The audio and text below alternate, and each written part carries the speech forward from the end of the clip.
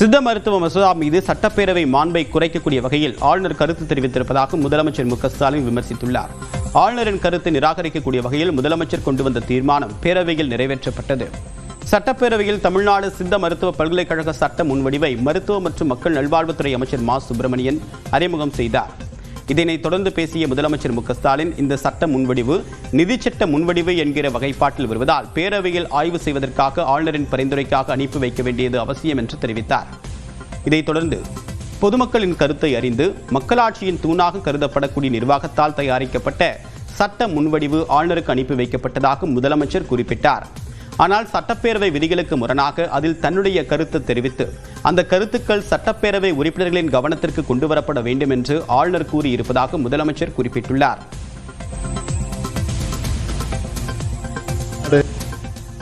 மாண்புமிகு ஆளுநர் அவர்கள் அரசமைப்பு சட்டத்தின்படி பின்பற்றப்பட்டு வந்த வழக்கமான நடைமுறையை பின்பற்றாமல் இச்சட்ட முன்வடிவில் உள்ள சில பிரிவுகள் குறித்து தங்களுடைய கருத்தை தெரிவித்து அந்த கருத்துக்கள் இச்சட்ட முன்வடிவு பேரவையில் அறிமுகப்படுத்தப்படக்கூடிய நிலையில் பேரவை உறுப்பினருடைய கவனத்திற்கு கொண்டு வரப்பட வேண்டும் என்று தன்னுடைய செய்தியில் குறிப்பிட்டுள்ளார்கள்.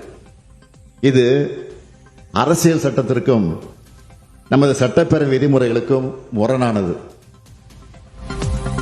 தொடர்ந்து பேசியவர், மக்களால் தேர்ந்தெடுக்கப்பட்ட பேரவை உறுப்பினர்களுக்கு மட்டுமே சட்ட முன்வடிவில் திருத்தங்களை முன்மொழிய அதிகாரம் இருப்பதாக கூறியுள்ளார்.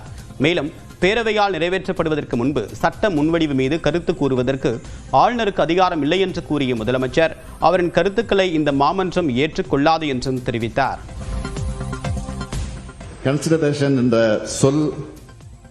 சொல்ல வேண்டிய மாண்புமிகு ஆளுநர் அரசமைப்பு சட்டத்துக்கு புறம்பாக அப்ராப்ரேட் கன்சிடரேஷன் என்று குறிப்பிட்டுள்ளார்.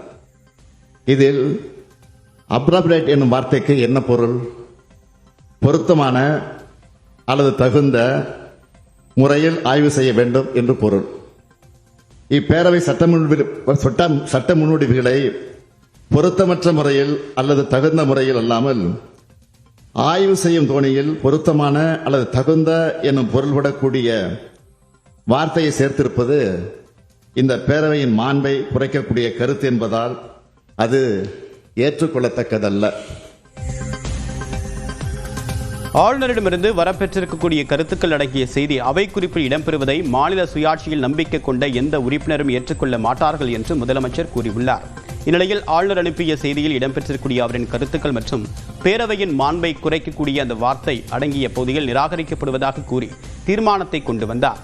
இது குரல் வாக்கெடுப்பு மூலமாக ஒருமனதாக நிறைவேற்றப்பட்டதாக சபாநாயகர் அப்பாவு அறிவித்தார்.